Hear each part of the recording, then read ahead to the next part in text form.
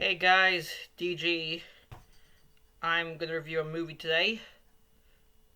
The movie I decided to review is called Norbit.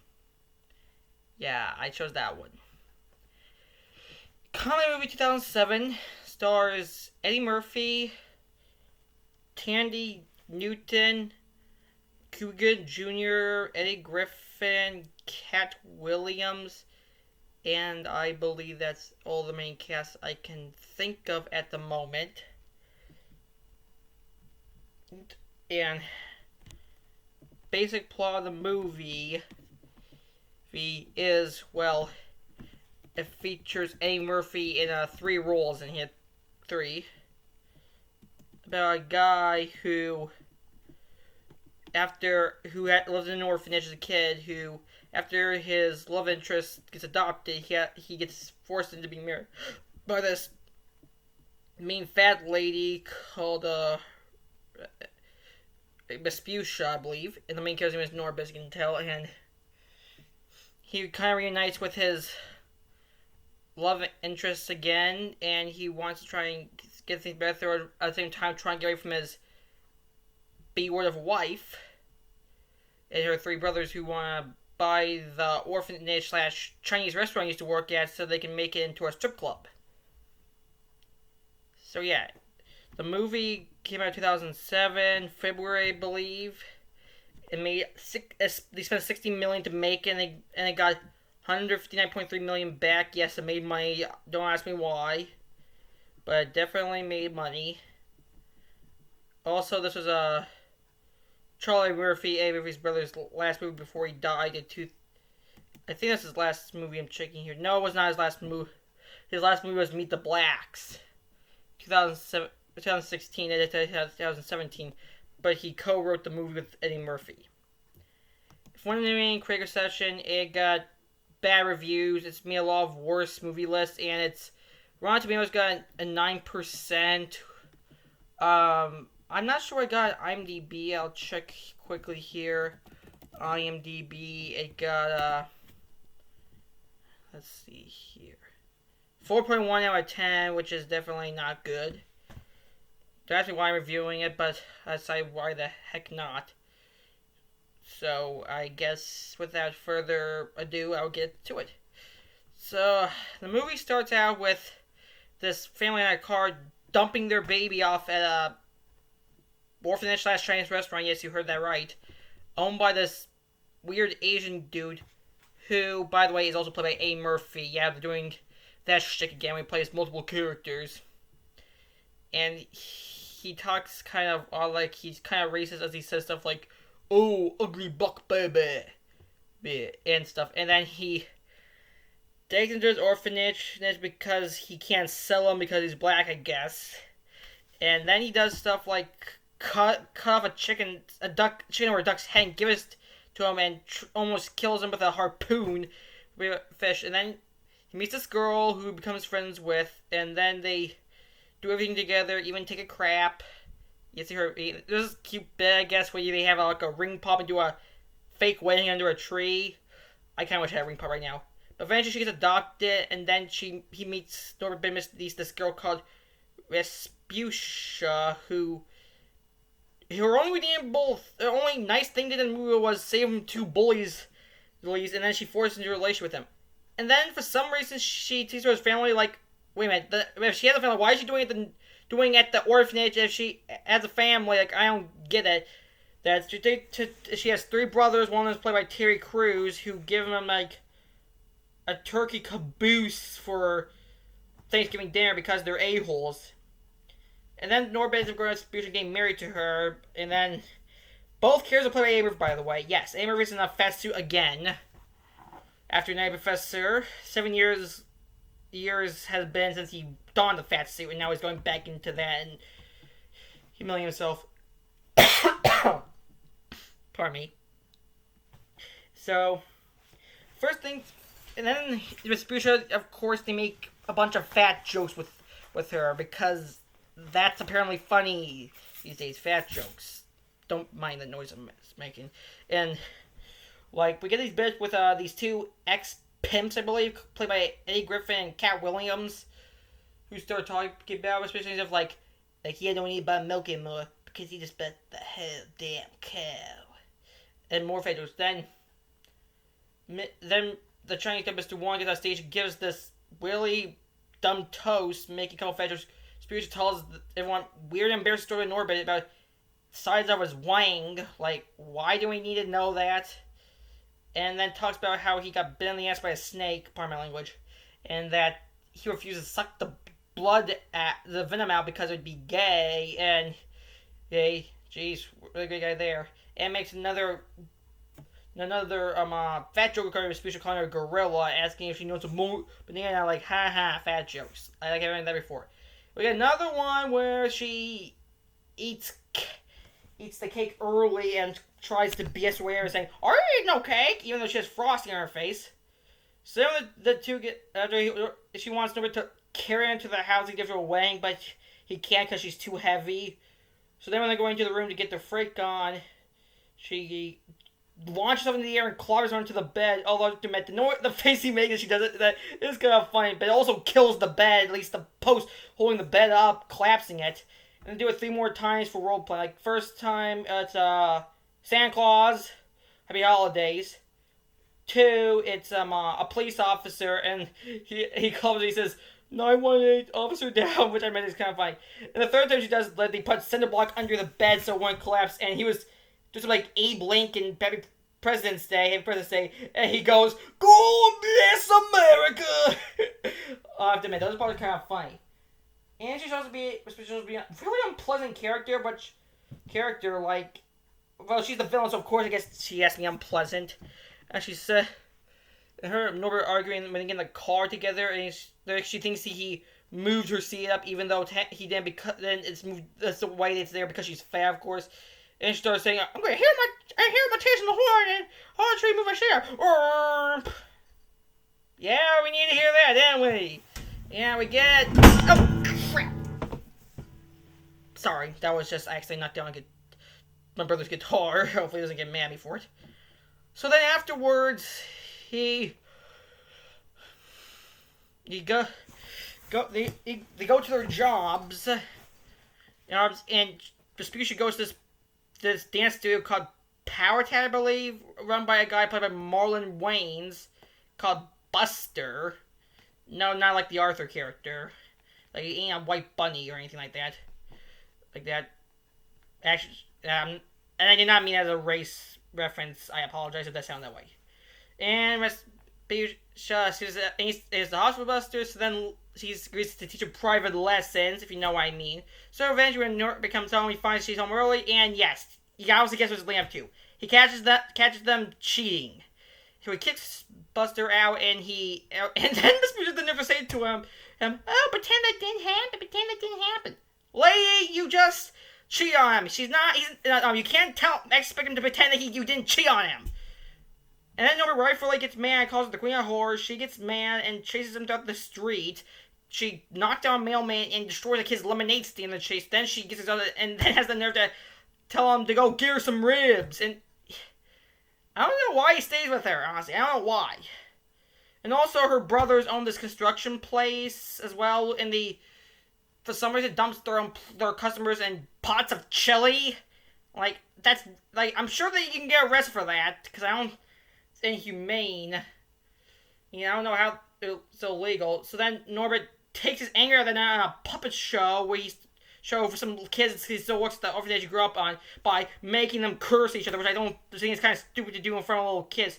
Then he finds the girl he liked as a kid, now played by Tandy Newton. I hope I pronounced that right. From Mission Impossible 2, the Black Sheep of the franchise. Who he was connected with, but unfortunately she's married to another guy called Devon, I think, played by Cuba Green Jr. But the two start over the movie to reconnect and stuff. Well, meanwhile, when Norbit was supposed to go over the night, Vespucci runs over a dog. Doesn't kill it, thank heavens, because she's in North for yapping. And there's Norbit actually, for one, decides, yeah, I'm leaving you. Like, honestly, there's a thing, quick movie, right? But she lies to him, claims she's pregnant to get him to stay. Like, I don't know why she wants him to stay, considering she doesn't seem to like him. Considering she cheated on him. Like, why does she want him to stay? And he buys it. Then sometime later, when they're at this fair. She revealed that she was being saying, "Oh no, that was just gas." Twins. Her was not mine. And I get this weird bit where it shows the two pimps talking to some women talking about something like, "Here you all up in mine, pimps and hoes. You work for me now, ho." Like, what's that add to the story? Like, why do we keep randomly showing these two pimps? Nothing against Eddie Griffin or Cat Williams, but I concerned. And by the way, the makeup for Respucia was done by Rick Baker. Yes, that Rick Baker. I don't know if Sam Winston was alive when this movie came out, but I'm pretty sure that he would have passed if he saw the script. I mean, it's kind of a crazy script. Respucia finds out that Norbit is the house for Tandy Newton, and of course she gets offended by it. And then there's one random bit with another fat joke, like, we get it! Where some kids steal her hat and run to a bounce house with it. She just launch them out of the bounce house. One kid lands into a truck full of hay, and the two pimps notice it, and they say, "It's Randall Watkins. My prayers have been answered." Really? A pedophile joke. Really? A pedophile joke. Yes, they did a pedophile joke for some reason. I don't know why. But then Vespuccia gets mad a bit for dancing with Tandy Newton, so she tries to kill him by tossing a big speaker on his head, but he survives and ends up in the hospital. For some reason, doesn't try to get arrested for that. Then starts to try to get connected with Tandy Newton again. Also, Cooper Green Jr., her fiance, the three brothers, there's interrogators as well as crews, get him into their ring of trying to get the orphanage because the Chinese dude, Mr. Wong, won't sell, and he agrees to help them because it's a strip club. So then Norbit, Respucia, and Tandy Newton go to this water park, and we get more fake jokes with them thinking that Tandy Newton with Respucia's no swim trunks because her fat stomach is covering up her trunks, and she recovers with Tandy Newton before signing for. But then she gets kind of jealous because when her and Norbit and I think his name is Kate go down the water slide, so she tries to do the same thing and she's sliding down really fast in CGI because it would ruin the makeup, and she gets into the stores right off the water slide and crashes. Like, that show, there's a little kid pool. I was like kind of scared to go ever crush a little kid. That was the thing because when she landed, luckily she didn't crush the kid, but she drained the whole pool. But she didn't crush the kid. Thank heavens. Clear for that. And then she has this weird catchphrase which keeps saying a lot. "How you going?" Like, what? I don't get the catchphrase. It's just like, yeah, it's definitely not one of A movie's better movies. Like, I'm sure he can do better than that. It's not even a family movie, you can tell, because it had a lot of sex stuff and innuendo. And eventually, Norbit starts to get close with Kate, so the three brothers, their brother and Cuba Ganger, tricked Norbit into signing over the place to them, and then when Norbit is helping Kate with her wedding rehearsal, Vespuccia scares one of the three brothers into telling where they're at by giving her an evil stare while she's dumping salt on a pizza, which somehow makes him crack. And of course, she gets mad at that. Funny thing, I don't know. Again, why she want Norbit anyway? Because she seems to obviously hate and not like it. She treats him like crap, and then Norbit gets back. She threatens to kill KBC again, and then her and the brothers lock him in the basement. Then Kate finds that Norbit tricked her to sign over the orphanage and goes to question him about it. But then Norbit, for some reason, decides to tell her to screw off and dump her for some reason. I don't know why. So after that, later the night, he gets them to escape and almost leave town until he finds the Chinese dude Wong, who's walking through the street because he likes taking walks, because he's looking for a scouting out a place he can for his retirement job, and he helps give Norbit's confidence back, saying, but of course he's doing a race way saying stuff like, "Black people run fast, but problem even faster," which Norbit points out he says kind of racist. He says, Yes, well, very racist. Don't like Brock. Don't like Drew either. Why do I get that feeling that joke is still kind of ahead of its time now? Why do I get that feeling? I don't know. Here, but yeah, comes back. Norbit, but the next day, decides to find some paperwork to screw Devon and the three brothers over, but the three brothers chase him while Norbit's on a bike, and they try to. So, meanwhile, the wedding thing, Wong and the two pimps try to stall things so Norbit could get there. Their pretty long main sequence, not really that interesting, so they get to the wedding, but the papers he had to expose Devon and the three brothers got ruined on the way, so that doesn't work well. But then he out of the blue brings in Devon's ex-wives and kids from them. Like, why did he need the papers anyway if he already called up all his ex-wives and kids? Like, how does he even find that information? So I want to know. And of course, he's the face of the three brothers. Then Miss gets pissed and tries to kill them, but the whole town helps stand with some little showdown. And then she gets defeated by Mr. Wong, who shoots her in the ass with a harpoon, and then her and the three brothers get out of town. But actually, they still kind of win in the end of the movie because they still get the strip club at the end. And now it's in Mexico this time, and now it's just work for them. So, and that way the film still won anyway. Like, they got their strip club. And Norbit and Amy, of course, get married, and we got a happy ending. As you can tell, this movie kind of does sound like a cheap plot. I'll go into some more detail about it. Like, I don't know what my behind this movie was. Like, I don't...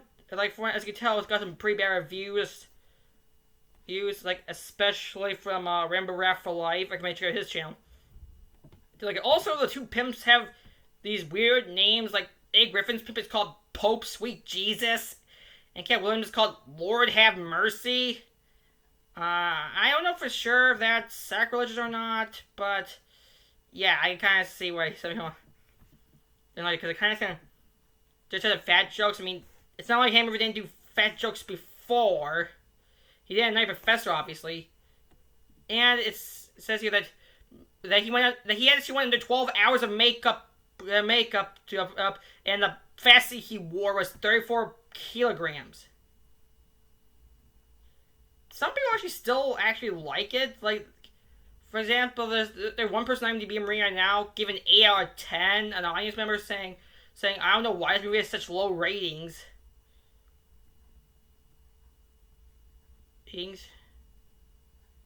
So, oh yeah, I mean, some parts were funny, I will say, and it's not completely unfunny. It's got some moments. And it's like, I guess the relationship between Norbit and Tanny Newton could have been fine, but yeah, I mean, Reservation is a not sure, but it's kind of the point because she's technically is the villain, so I guess that makes sense in a way. But yeah, I can kind of see why some people didn't like it, because again, it can get kind of mundane after a while. But I guess that's the movie we have, so we just have to, yeah. But hopefully Amy can get back to doing better movies now. Like, I really thought like maybe do stuff like by what he did in the 80s, like Beverly Hills Cop, 40 Hours, Trading Places, Coming to America, Golden Child, or even, let me think, what else did he do that's popular? Boomerang? I haven't watched that one yet. Crap, I haven't watched, I haven't seen plenty of his family movies, Dr. Dolittle, Shrek, Mulan. What was the last one? Haunted Mansion I've signed before, and Daycare. Yeah. Anyway, that's it for my review. Hope you tune in for more.